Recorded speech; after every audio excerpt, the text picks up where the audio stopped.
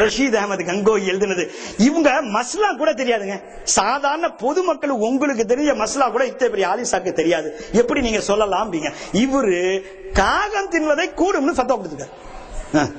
ஜாகே மாரூஃபாக்கு தமிழ்லையும் வந்திருக்கு. அப்புறம் காட்டுறாங்க கவ்வா கானா கைசா. சரி என்ன ஆயிடுச்சு இந்த பாருங்க.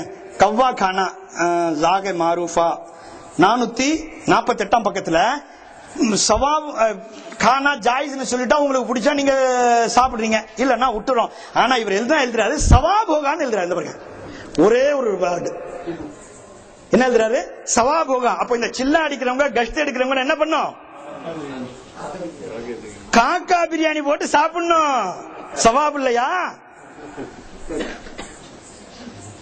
சவாபா இல்லையா? காக்கா பிரியாணி போட்டு சாப்பிடணும். அவுலியாக்களின் தர்பாரிலே, மூவலிகளின் தர்பாரிலே, காதரவுலியாவின் தர்பாரிலே, காஜாஜ்மீரின் தர்பாரிலே, குத்புதீன் பக்தரே காக்கின் தர்பாரிலே, நிசாமுதீன் அவுலியாவின் தர்பாரிலே, எஜமானி மொஹிதீன் ஆண்டகின் தர்பாரிலே, ரஃபாயி தோல் சம்பந்தர் தர்பாரிலே, அஹமத் கபீரின் தர்பாரிலே பத்தியை கொளுத்தி வைத்து வீட்டிலே ஃபாத்தியா ஓதினால் நரக நெருப்பு. பள்ளிவாசலுக்கு பள்ளிவாசல் மைத்தாங்கொள்ளத்திலே நீ வச்சு சோறு சமைச்சு காக்கா பிரியாணி போறது ஜாயிஸ், நல்ல நெருப்பு. ஸல்லல்லாஹு அலைஹி வஸல்லம் வாசனை நறுமணம் பிடிக்கும்னு சொல்லி பத்தி கொளுத்தி வைக்கிறது நெருப்பு ஹராம்.